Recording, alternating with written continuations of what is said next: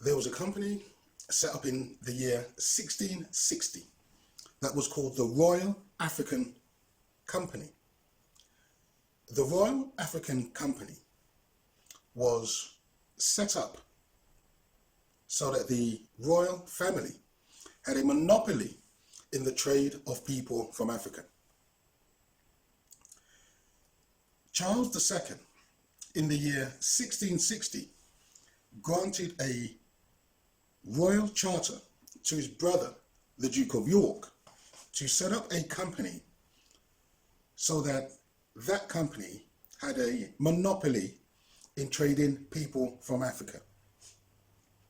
The Duke of York went on to become James II, who was overthrown in the Glorious Revolution. Okay. The Royal African Company was a trading company set up by the royal family and City of London merchants to trade in people from Africa. This was set up by Royal Charter in 1660, and this was on the restoration of the monarchy after the Civil War between 1642 and 1651. Oliver Cromwell became the Lord Protector, and he took over Parliament until his death. Okay. The Royal African Company was led by the Duke of York, who was the brother of Charles II. So the trade in African people, from a British perspective, a monopoly was granted by the royal family to the royal family in the trade of African people. Now, James II was the king, and he was deposed in the Glorious Revolution of 1688. Okay? The Royal African Company was set up by a royal charter in 1660. Why 1660? Because 1660 was when the monarchy was restored in the UK, but it was also around the time that the white British people stopped going to the Americas as free labor, as indentured servants.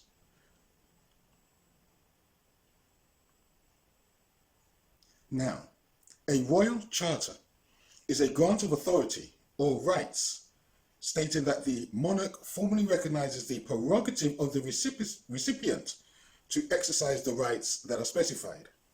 Those rights were trading in African people, a monopoly in trading African people.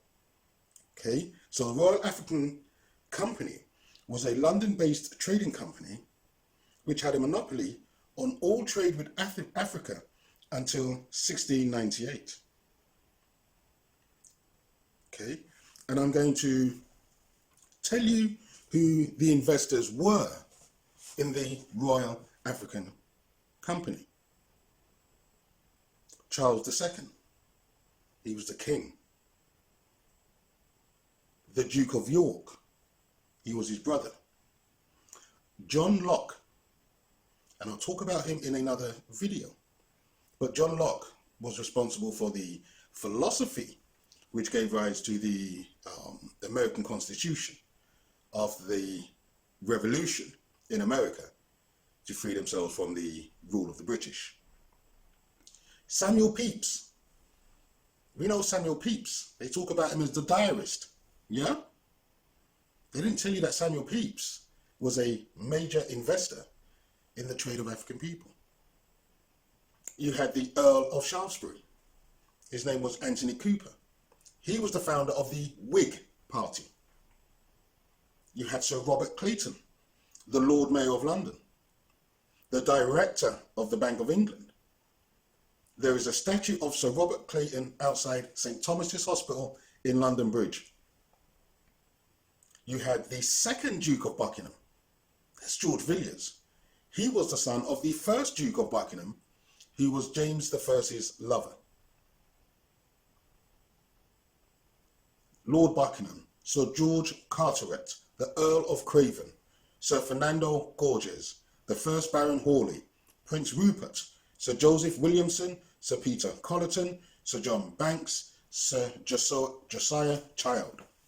So it was the all the elite, all the aristocrats, the sirs, the earls, the barons, the princes, the dukes, the king himself, who was involved in the trade of African people.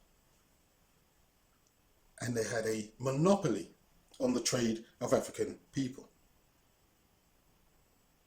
The Royal African Company transported thousands and thousands of Africans a year, and many were branded with the letters DY, which stood for the Duke of York, who was the Royal African Company's governor. They were branded with the letters DY. Others were branded with the letters RAC, which represents the company's initials, the Royal African Company. You also know that the church branded black people with the word society on their chest. So, after the Glorious Revolution of 1688, the Royal African Company lost its monopoly. But to maintain the company and its infrastructure and end its monopoly, Parliament passed the Trade with Africa Act of 1697. The Trade with Africa Act 1697.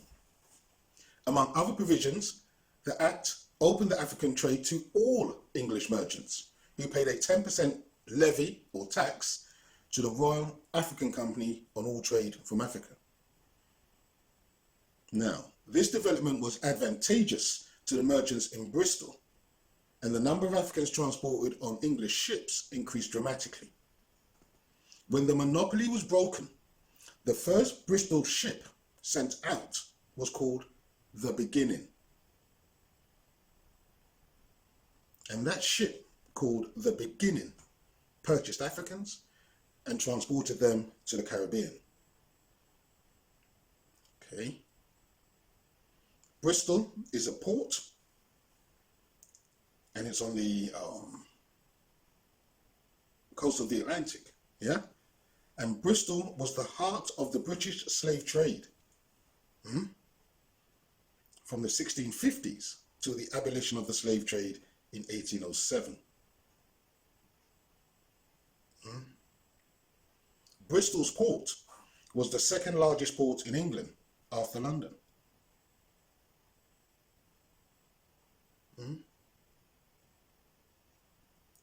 So, you had the Glorious Revolution of 1688. Okay. Prior to that, the royal family had a monopoly in the trade of African people. After the Glorious Revolution, the government broke the monopoly of the royal family, and they opened up the trade to other companies. Okay. Now, the Royal African Company itself was dissolved by the African Company Act of 1750, and all its assets were transferred to the African Company of Merchants. Now, you cannot find the African Company Act. Or I cannot find it. It's another piece of legislation which is hidden. It's hidden. Just like the Slave Compensation Fund. The Act for the Slave Compensation Fund, that's hidden. You cannot find it. Yeah? You also cannot find the 1697 Trade with Africa Act. You can't find it. The Act exists, but you can't read exactly what is in that Act. Okay? There are other acts of that year which you can still find. They're still a matter of public record. But we don't know exactly what was in the Act of 1697. But it's there. It's there. So nobody knows this information. Nobody knows. Why do you need to know? You need to know because they don't want you to know. They don't want you to know. Nobody's heard this in their entire life. Nobody's heard this. But to know is to have the knowledge. To know is to have knowledge. So I'm just giving you the facts. I'm just giving you the truth. So now you know. Now you know. Thank you for watching. Please share and subscribe. More videos coming soon.